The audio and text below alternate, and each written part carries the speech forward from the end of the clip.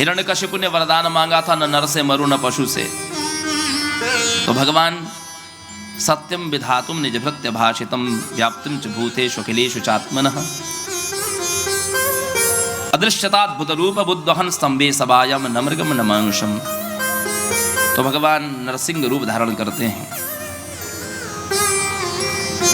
कभी वाराह, कभी नरसिंह।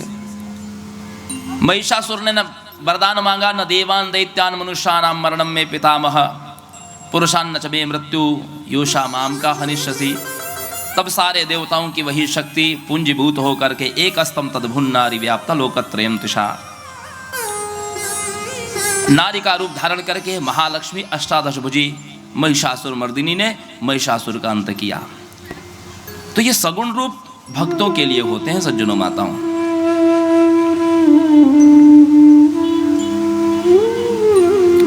फिर भी इस धरती पर, इस छोटी सी पृथ्वी पर भी मत मतांतर है, विवाद है, विक्षेप है। लेकिन सूर्य और चंद्र को लेकर के कोई विवाद नहीं है, क्योंकि ये प्रत्यक्ष देवता है, ये सबको दिखाई दे। इस्लाम के लोग भी सूर्य और चंद्र को मानते हैं। यदि हमारे यहाँ चतुर्थी के दिन चंद्रमा को अर्घ दिया जाता है, तो इस्लाम में भी दूज के चंद्रमा का दर्शन करके रोजे खोले जाते हैं। तो चंद्रमा और सूर्य को लेकर के कोई विवाद नहीं है। और इस धरती पर जो विस्तार हुआ, प्रजा का विस्तार हुआ, वह इन सूर्य और चंद्रमा के द्वारा ही हुआ। सूर्यवंश और चंद्रवंश, इस सूर्य और वंश, इनको कहते हैं वंशानुचरित, यह लक्षण को कहते हैं वंशानुचरित। इन सूर्यवंश और चंद्रवंश में जो प्रतापी राजा, भगवती के उपासक भक्त आदि हुए, उनकी कथाओं को वंशानुचरित कहा गया। ये 5 लक्षण आपको प्रत्येक पुराण में मिलेंगे। प्रत्येक पुराण में आपको थोड़ा ही सही श्री कृष्ण चरित्र, थोड़ा ही सही रामचरित्र अवश्य मिलेगा। तो सज्जनों माताओं, नारायण के नाभि कोश से ब्रह्मा के मरीचि अत्रि अंगिरा भृगु पुलह पुलस्त्य नारद वशिष्ठ क्रतु दक्ष सनत सनंदन सनातन सनत कुमार भगवान रुद्र आदि ऐसे 14 ब्रह्मा जी के मानस पुत्र हुए। ब्रह्मा जी के वक्षस्थल से तो धर्म का, और पृष्ठभाग से अधर्म का।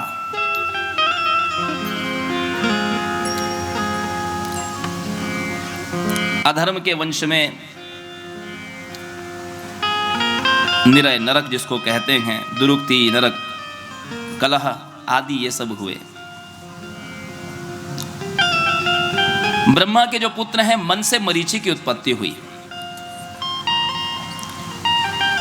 मरीचि के पुत्र हुए कश्यप। ब्रह्मा जी के अंगूठे से दक्ष का प्रादुर्भाव हुआ। प्रजापति, 17 प्रजापतियों में दक्ष सर्वश्रेष्ठ माने गए।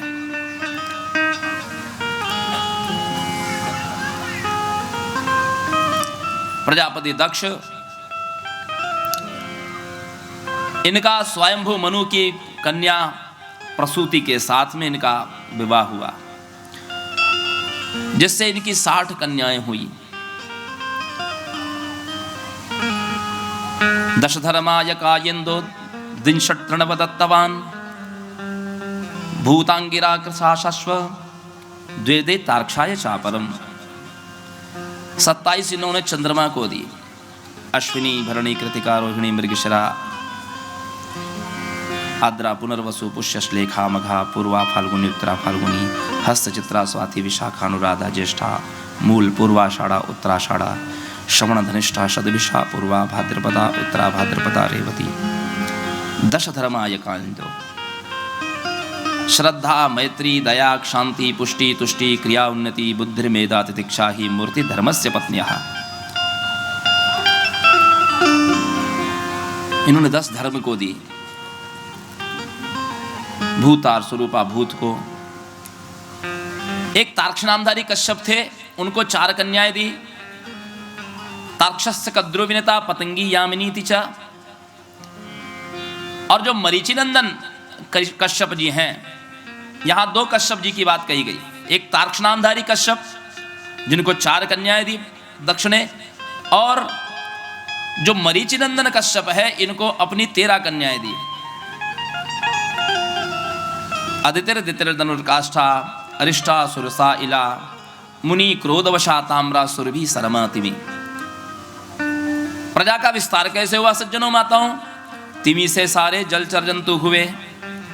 जितने भी आप मगर मछली आदि जितने भी जलचर जंतु देखते हैं, ये कश्यप जी की संतान है, तिमि नाम की पत्नी से हुए। सरमा नाम की पत्नी से जितने व्याघ्र आदि, शेर चीते भालू आदि जितने व्याघ्र आदि पशु हैं, हिंसक प्राणी, ये सब सरमा नाम की पत्नी से हुए। सुरभि नाम की पत्नी से जितने भी आप 2 खुर वाले पशु देखते हैं, जिसमें भैंस है, गाय है, बकरी है, ये सब सुरभि नाम की पत्नी से हुए। ताम्रा नाम की पत्नी से जितने भी आप आकाश में सुदूर उड़ने वाले चील, बाज आदि जो पक्षी देखते हैं, ये सब ताम्रा नाम की पत्नी से हुए। क्रोधवशा नाम की पत्नी से जितने भी आप विषैले बिच्छू, सर्प आदि देखते हैं, ये क्रोधवशा नाम की पत्नी से हुए। मुनि नाम की पत्नी से जितनी अप्सराएं हैं, ये मुनि नाम की पत्नी से हुए। इला नाम की पत्नी से जितने भी स्थावर आदि लताएं हैं, वृक्ष आदि हैं, ये सब जितनी भी स्थावर योनियां आप देखते हैं, ये इला नाम की पत्नी से हुए। अरिष्टा नाम की पत्नी से गंधर्व हुए।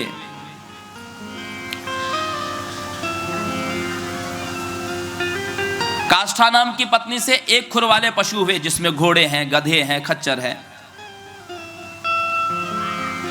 दनु नाम की पत्नी से 61 दानव हुए।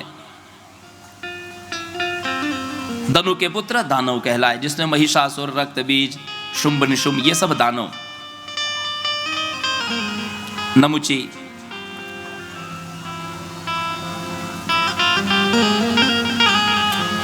दिति नाम की पत्नी से दैत्य हुए। हिरण्याक्ष, हिरण्यकशिपु, शंबरासुर, ये सब जितने भी दैत्य हैं, ये सब दिति के पुत्र हुए। अदिति नाम की पत्नी से 12 आदित्य हुए। विवस्वानर्यमो पूषा त्वष्टा सविता भगा धाता विधाता वरुणो मित्रः शक्र उरुक्रमः। ये 12 आदित्य हैं। माताओं सज्जनों, यही 12 आदित्य हमारे 12 महीनों के अधिष्ठात्री सूर्य माने गए। जो भुवन भास्कर का आप दर्शन करते हैं, जो त्रिलोक को प्रकाशित करते हैं, ये तो परब्रह्म रूप माने गए हैं, सविता देवता। लेकिन जो 12 आदित्य हैं, 1-1 महीने का अधिकार इनको दिया गया है, तो ये अदिति के ही पुत्र हैं। इसमें भगवान जो विवस्वान मनु, भगवान विवस्वान जो है, भगवान सूर्य जिनको कहते हैं, इन विवस्वान के पुत्र हैं वैवस्वत मनु, जिनको हम श्राद्ध देव भी कहते हैं।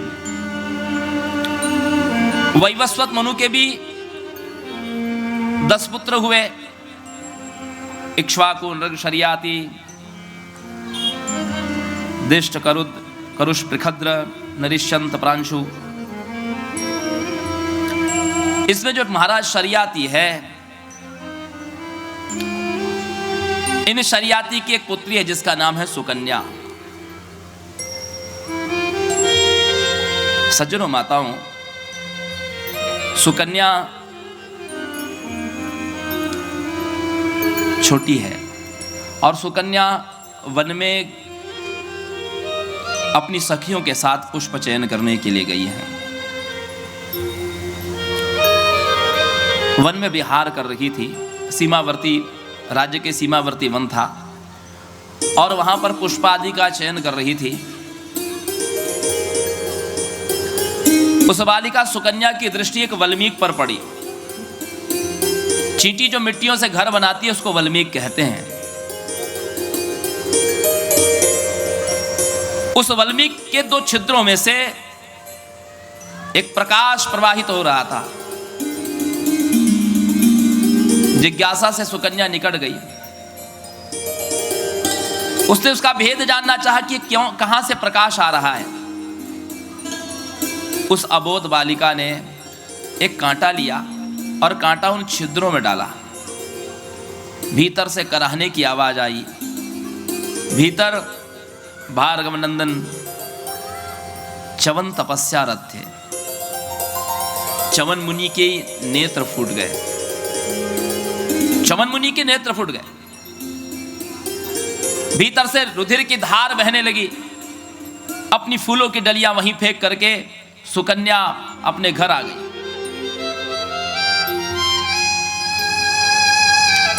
इधर च्यवन मुनि की अवमानना हुई, उनको पीड़ा हुई।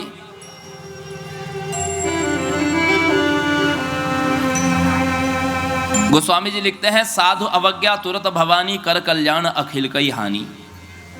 साधु पुरुषों की अवमानना करने से सर्वनाश हो जाता है। राजा के दरबार में जितने भी प्राणी थे, मनुष्य समेत घोड़े आदि भी, हाथी आदि पशु भी, सब अस्वस्थ हो गए। कैसे? सबका मलमूत्र का वेग रुक गया।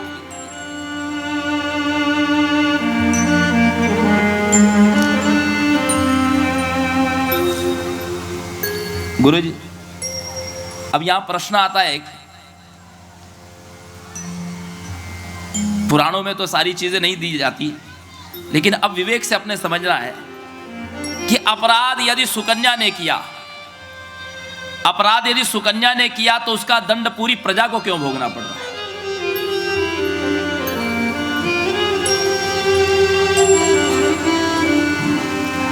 सज्जनों, माताओं, मांडव्य नाम के एक ऋषि थे। कथा नहीं सुनाऊंगा, कथा बढ़ जाएगी। मांडव ऋषि को धर्मराज ने किसी पाप के फलस्वरूप एक राजा के द्वारा शूली पर चढ़ाने का दंड दे दिया।